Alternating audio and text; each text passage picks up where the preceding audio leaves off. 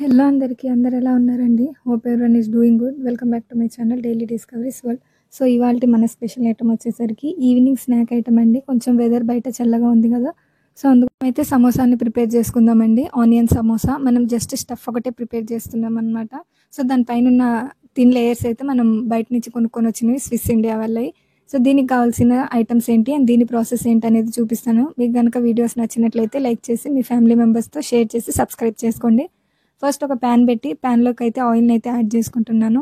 Oil heat అయిన తర్వాత 1/2 tea spoon జీరాని అయితే యాడ్ చేసుకున్నాను. దాంట్లోకి 1/2 టీ స్పూన్ అల్లం వెల్లుల్లి పేస్ట్ యాడ్ చేసి కొంచెం పచ్చివాసన పోయేదాకా కలుపుకుందామండి. దీంట్లోకి ఇప్పుడు నేనైతే 4 ఆనియన్స్ని కట్ చేసి ప్యాన్లోకి యాడ్ చేశాను. అండ్ దాంతోపాటు 2 క్యారెట్ని కూడా వీడియోలో చూపించినట్టు సన్నగా తరుముకున్నాను. ఒక పచ్చిమిరపకాయని యాడ్ చేసి వీటిని అయితే సార్ట్ చేసుకోవాలండి. మరీ మెత్తగా కాకుండా మరీ పచ్చిగా కాకుండా కచ్చాపచ్చాగా. దాంట్లోకి 1/2 టీ స్పూన్ పసుపు అండ్ రుచికి సరిపడా సాల్ట్ని అయితే యాడ్ చేశాను. ఇప్పుడు దీంట్లోకి నేను 1/2 టీ స్పూన్ ధనియా పౌడర్, 1/2 టీ స్పూన్ ఆమ్చూర్ పౌడర్ అండ్ అలాగే 1/2 టీ స్పూన్ చాట్ మసాలాని కూడా యాడ్ చేసి వీటిని అయితే సార్ట్ చేసుకుంటున్నానండి. కొంచెం కచ్చాపచ్చాగానే సార్ట్ చేసుకుందాం. మీ స్పైస్ లెవెల్కి తగ్గట్టు కారం అండ్ అలాగే ఫ్లేవర్ కోసం కొత్తిమీరని యాడ్ చేసుకొని దీన్ని ఒక 2 to 4 మినిట్స్ దాకా సార్ట్ అవుట్ చేసుకొని దీన్ని అయితే పక్కన పెట్టుకుందాం.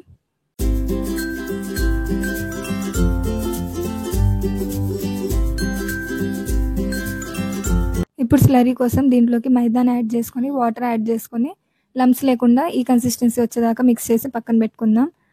డీప్ ఫ్రై కోసం నేనైతే ప్యాన్లో ఆయిల్ యాడ్ చేస్తున్నానండి. ఆయిల్ హీట్ అయ్యేలోపు మనం షీట్స్ని అయితే ప్రిపేర్ చేసుకుందాం. మనకి షీట్స్ కోసం అయితే స్విస్ ఇండియా వాళ్ళ షీట్స్ అయితే చాలా బాగుంటాయండి. సో ఆ షీట్స్ను వీడియోలో చూపిస్తున్నట్టు ఫోల్డ్ చేసుకొని దీంట్లోకి ఇందాక మనం ప్రిపేర్ చేసి పెట్టుకున్న స్టఫ్ ఉంది కదా, ఆ స్టఫ్ని యాడ్ చేసుకొని మైదా స్లరీతో దీన్ని ప్యాచ్ చేయాలండి. అంతే.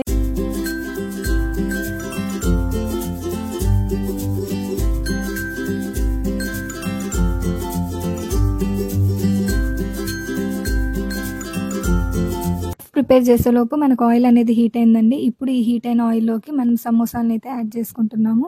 సో వీటిని అయితే 2 సైడ్లు తిప్పుకుంటూ గోల్డెన్ బ్రౌన్ కలర్ వచ్చేదాకా వీటిని అయితే ఫ్రై చేసుకోవాలండి. మీడియం ఫ్లేమ్లోనే పెట్టి ఫ్రై చేసుకోండి, అప్పుడు మనకి కాలిపోకుండా ఉంటాయి. ఇప్పుడు వీటిని అయితే ఫ్రై అయిన వాటిని సర్వింగ్ ప్లేట్లోకి అయితే సర్వ్ చేస్తున్నానండి.